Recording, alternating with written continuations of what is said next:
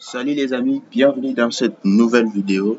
Aujourd'hui, nous allons parler, comme je vous ai promis dans la vidéo précédente, aujourd'hui nous allons parler de tout ce qui est fondation. Alors aujourd'hui, nous allons voir comment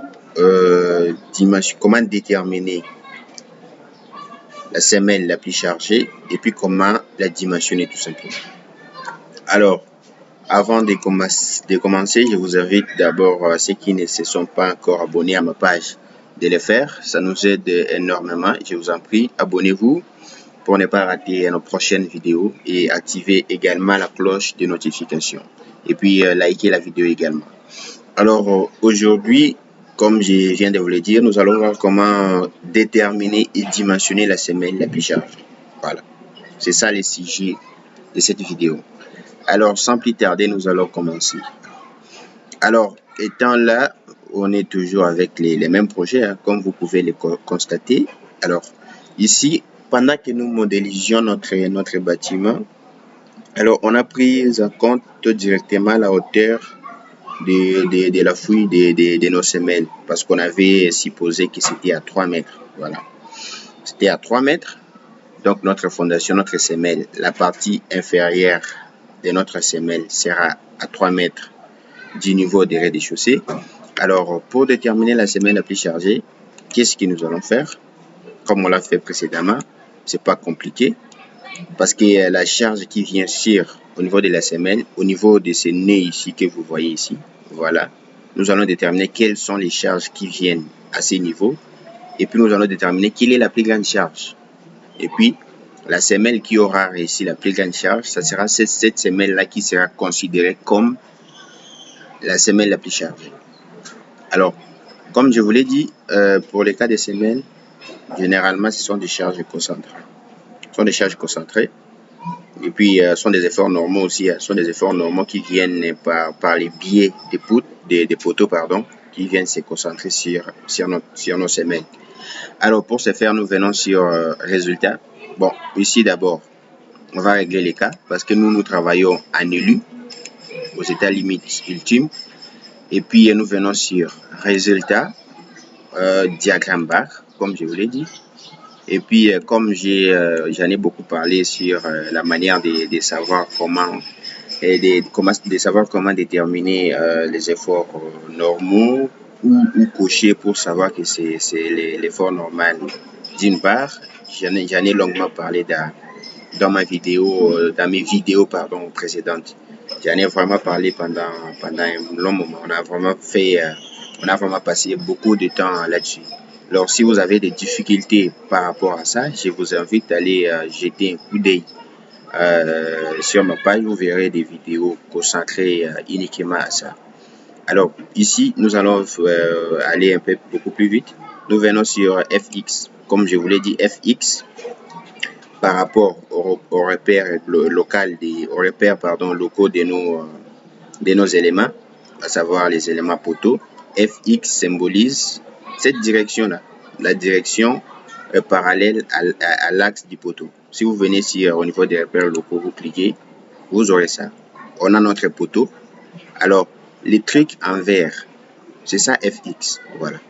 C'est ce qui veut dire que la valeur qu'on aura trouvée sur cette force au niveau de cet effort FX sera considéré comme l'effort normal, tout simplement. C'est ça que ça veut dire. Alors, une fois que vous aurez coché FX, vous venez sur appliquer. Voilà. Et puis, nous avons les valeurs. Bon, ici, j'avais coché extrême globaux. Il m'a sorti juste les valeurs maximales et les valeurs minimales.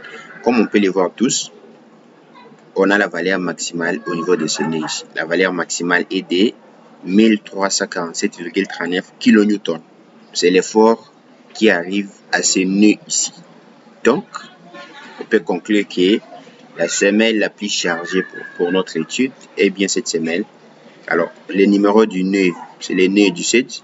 Si vous voulez voir les numéros des nœuds, c'est pas compliqué, vous venez ici, je crois, oui.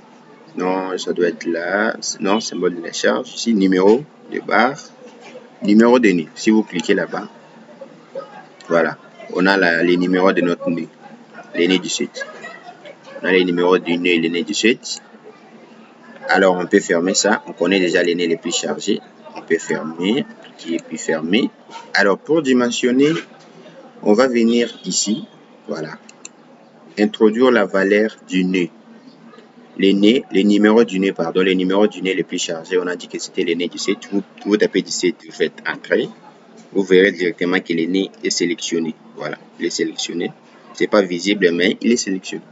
Alors, pour commencer avec les dimensionnements, une fois que vous aurez sélectionné les nœuds, alors si vous avez cet affichage ici, ne paniquez pas du tout. Pour revenir au dessin initial, vous venez sur, je crois, zoom initial, non redessiner. Vous cliquez sur redessiner et votre dessin sera comme avant. Alors, on a déjà sélectionné les nœuds 17. Vous venez sur dimensionnement, ferrage réel des éléments bétonnants. Voilà, puis on attend. Voilà, on fait OK. Combinaison manuelle, bien sûr. Alors là, on constate que rien n'apparaît sur l'écran. Alors, pour faire apparaître notre XML sur l'écran, vous venez ici, au niveau des R plus 0, vous cliquez. Alors, notre XML est là. Alors, pour le faire apparaître ici, c'est simple, vous venez, vous double-cliquez tout simplement. Vous double-cliquez. Double-cliquez. Si on fait zoom initial, attendez. Zoom initial, voilà, il est là, il apparaît, il est là en fait. J'avais peur que la semelle ne soit pas, que la semelle n'apparaisse pas. Alors comme je l'ai dit, si vous ne voyez rien, si vous venez d'abord à ce niveau, vous double-cliquez et puis vous venez sur zoom initial, parce que des fois l'image n'est pas toujours là pour faire apparaître notre semelle. Alors là, on a la vue, notre semelle du point de vue vie, on l'a là-bas, notre semelle. Alors, pour voir les dimensions, ça ce sont les dimensions que les logiciels robots nous fixent, les dimensions par défaut. Voilà, ce sont les dimensions par défaut. Alors, si vous avez procédé à un prédimensionnement, vous pouvez toutefois vous-même introduire des valeurs ici. Voilà, vous-même, à partir des prédimensionnements que vous aurez fait manuellement, vous introduisez vos valeurs vous-même par ici. Alors, moi, les seuls prédimensionnements que j'ai fait, c'est par rapport à ces niveaux. Ici, sur H1, j'ai trouvé une valeur de 0,80. Et puis sur HD, vu que, bon, HD, on va les laisser comme ça. H4, ça représente les bétons des propriétés. Les bétons des propriétés, il est de 5 cm, ou on peut mettre 10 cm. Donc, on va mettre 0,1, 10 cm. Alors, pour déterminer les HD, nous, pour notre cas, pour les cas qui nous concernent ici, on a supposé que notre fondation, la fouille de nos semelles, fait 3 mètres de profondeur. Voilà. Donc, comme ça, les H1 plus les H4 plus les H1, ça fait 0,9, soit 90 cm.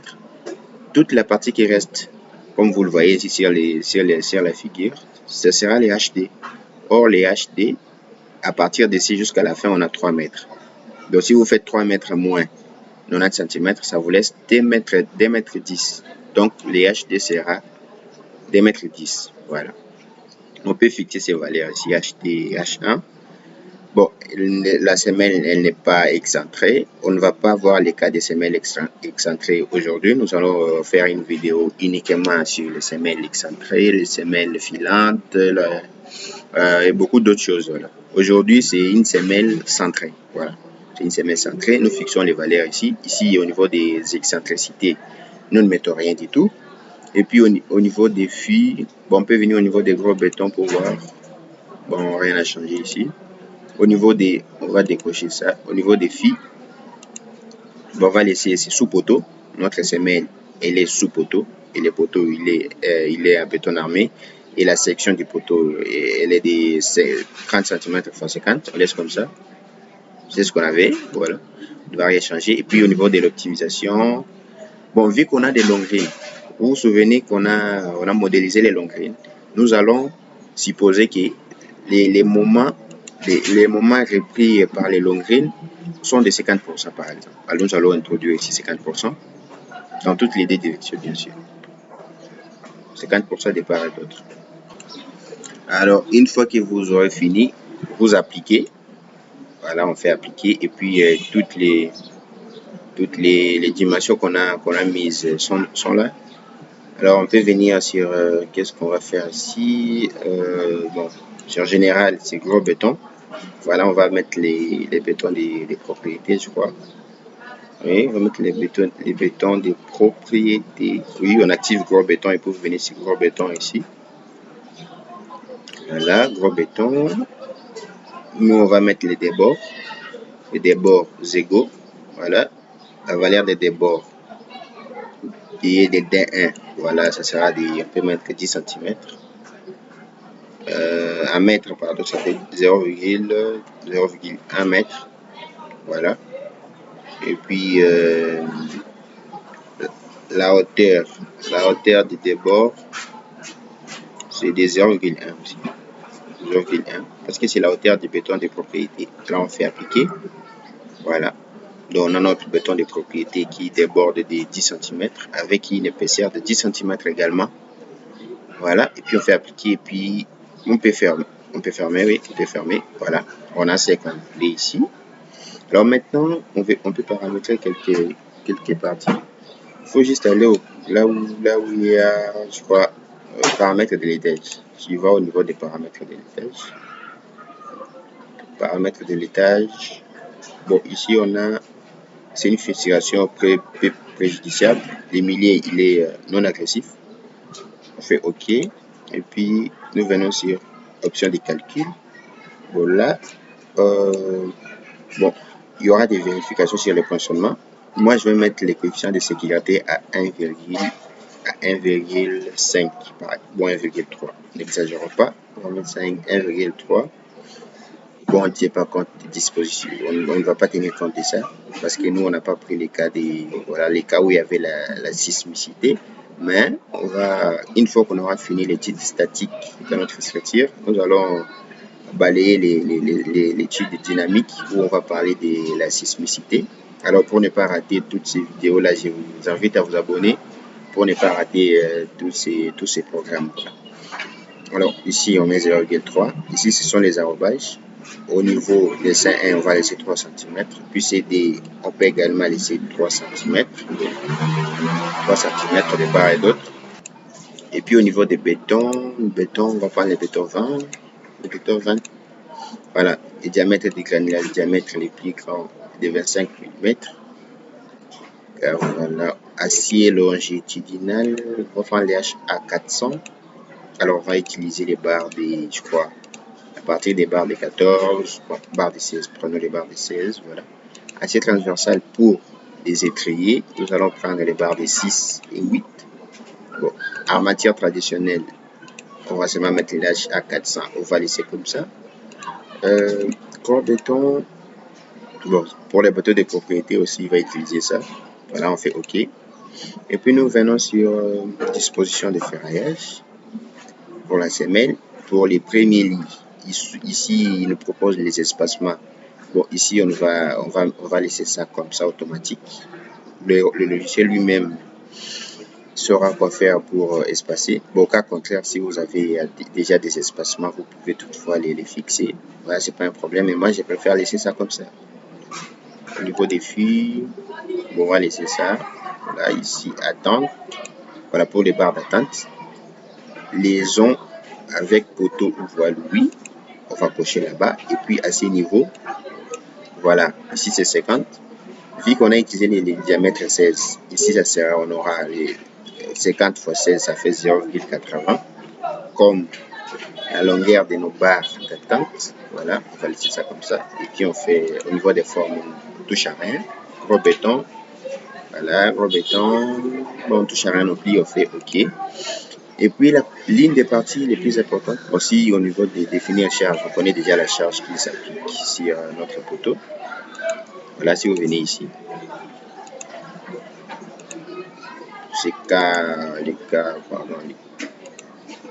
Attendez, qu'est-ce que ça donne ici?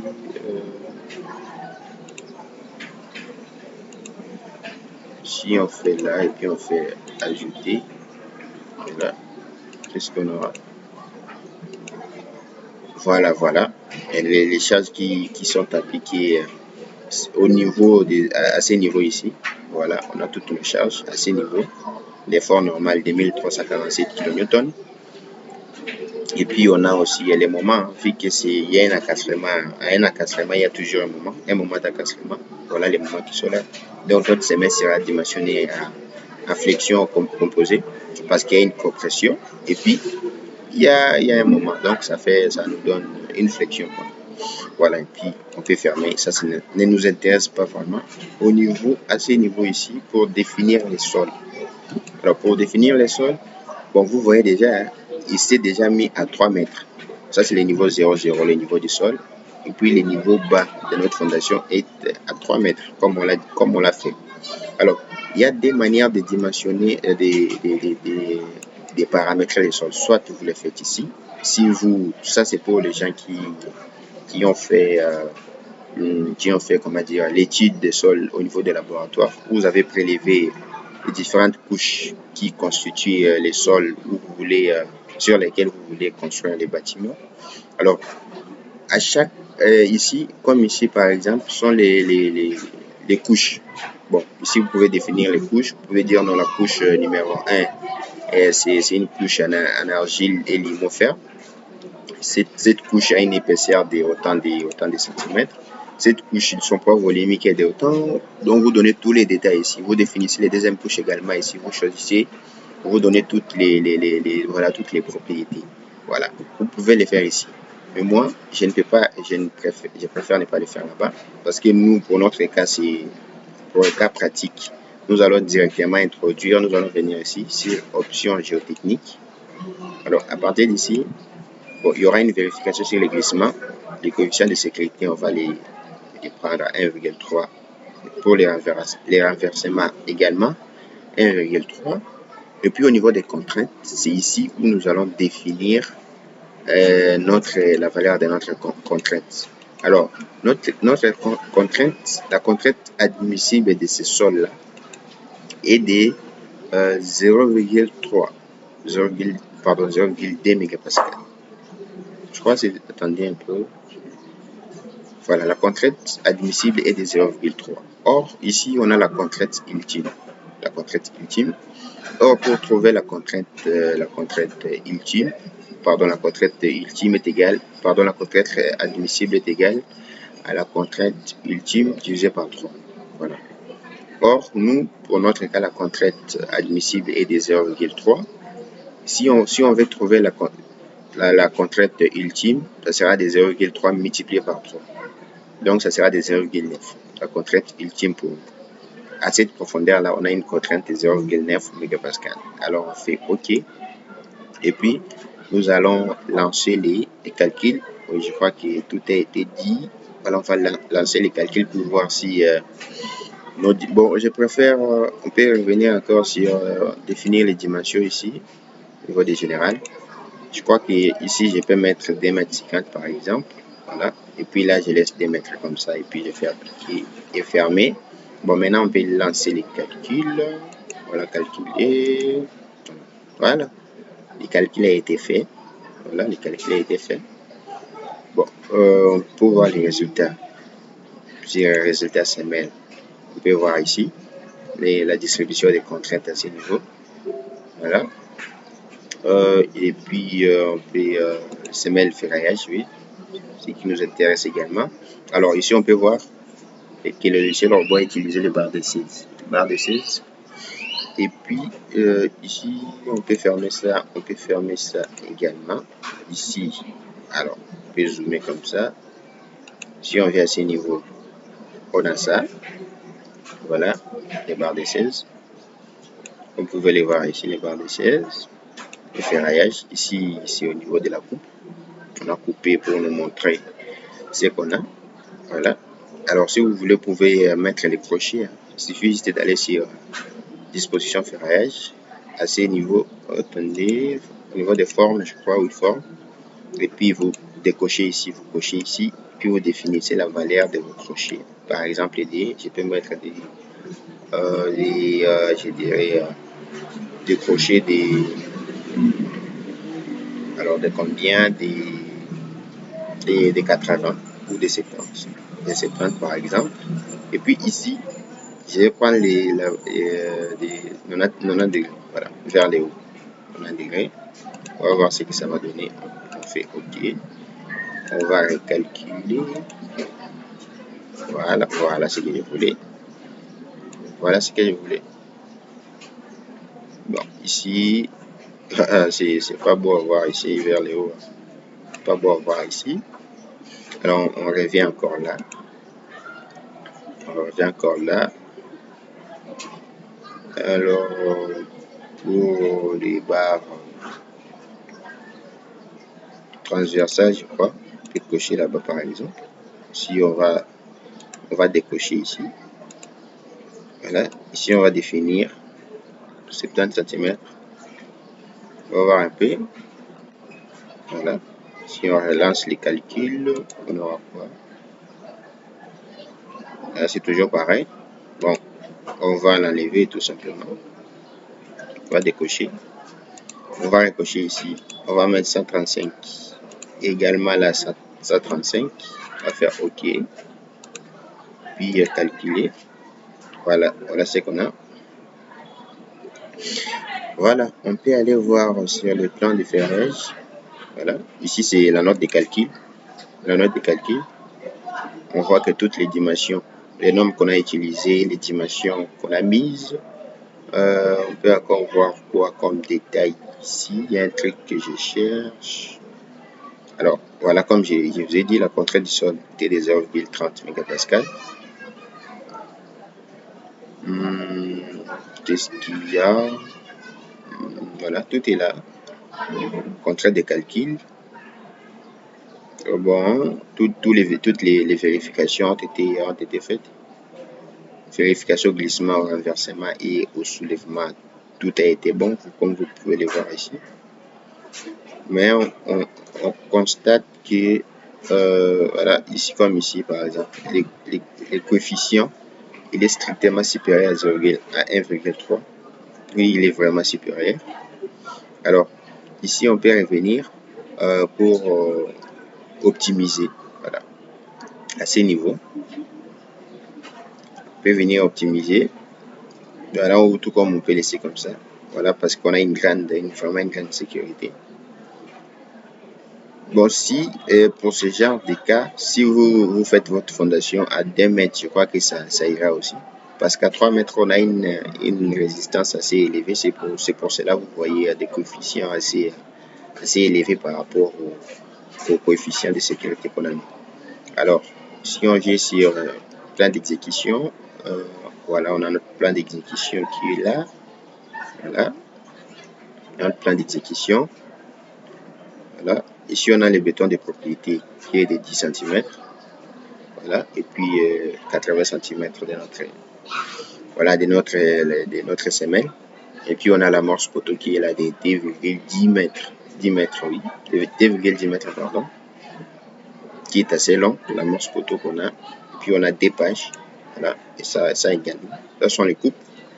Alors, si vous voulez avoir les fichiers, comme on le fait toujours, venez sur imprimer. Puis Microsoft Print to PDF, vous faites OK. Et puis on peut les nommer par exemple semelle isolée. Oui, parce qu'on aura à faire également des semelles filantes et des semelles excentrées. Voilà, on fera tout ça ça fera l'objet de notre vidéo la vidéo suivante qui va suivre. Voilà, ça fera l'objet de ces vidéos-là.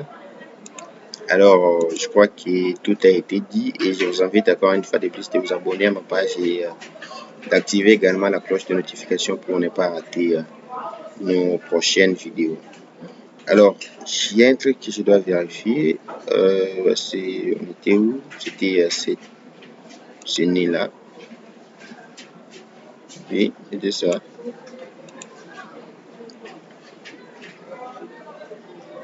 côté c'est né. Je crois que c'était ça. Oui, c'était ça. Bon. Bon, merci de nous avoir suivis. On se retrouve dans la vidéo. On se retrouve dans nos vidéos suivantes. Où on parlera des semelles excentrées, des semelles excentrées, des semelles filantes. Voilà, on parlera de ça dans la vidéo qui suit. Alors, je vous invite à vous abonner et activer la cloche de notification pour ne pas rater cette partie-là. Elle sera vraiment intéressante. Merci et à la prochaine.